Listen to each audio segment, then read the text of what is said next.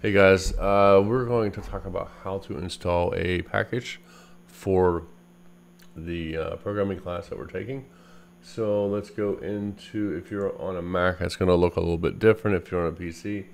But on a Mac, I'm going to go up to Atom, Preferences. I'm going to go down to Install.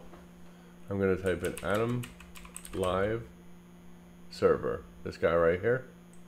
I want him, and I'm going to click Install.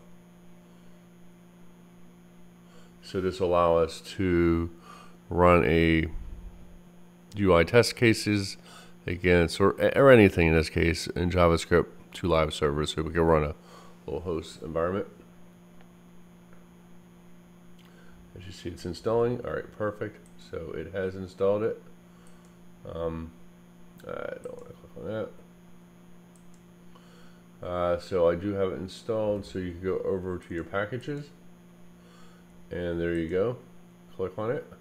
And if you scroll down to key bindings, it shows you different options that you could choose to get to certain places. So if you want to start your server, you do Control Alt and L. If you want to stop it, and so forth. So this is a quick demo. Thanks for watching. Good day.